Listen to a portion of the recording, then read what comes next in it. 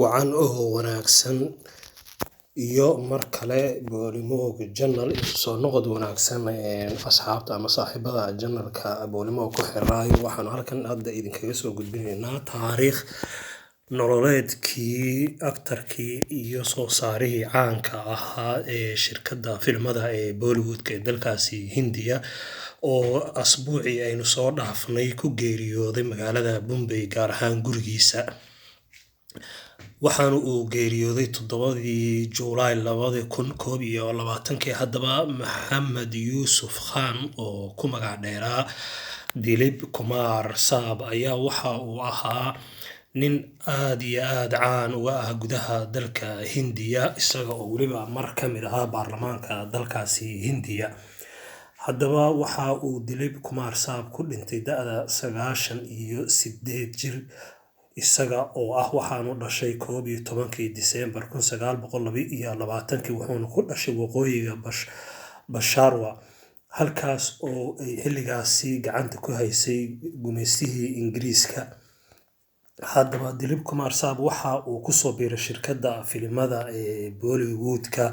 1940 isaga oo jiray filimkiisii ugu horreeyay 1947 filimkaasoo lagu magacaabi jiray Jungu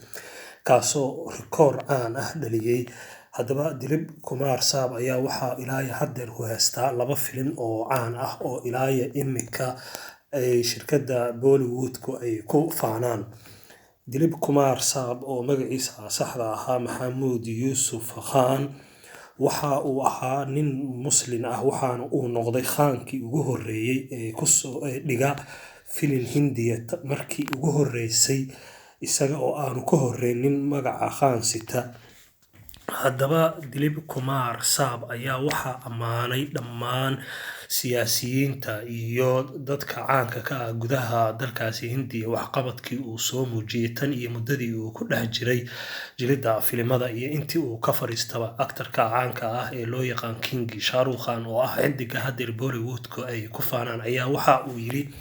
Dilip Kumar Saab waxa uu ii yahay aniga xasuus gaar ah waa ninkii igu horreeyay markii aan magaalada Bombay soo galay aan la kulmay waxaana uu iga taabtay dhabanka isaga oo yiri work hard oo micnaheedu yahay shaqo adag samey. Ilaa haddeerna waxa ay noqotay mid aan xasuusteeda ka go'in ayuu yiri Shah Rukh Khan oo intaasi raaciyay hanka aan lahaa iyo dadaalka aan halkan ku imi waxaa sabab weyn u ahaa Dilip Kumar Saab oo maantay ah aabahaygii oo kale ayuu yiri mar uu guddoonsiinayay abaalmarin sanadii 2018.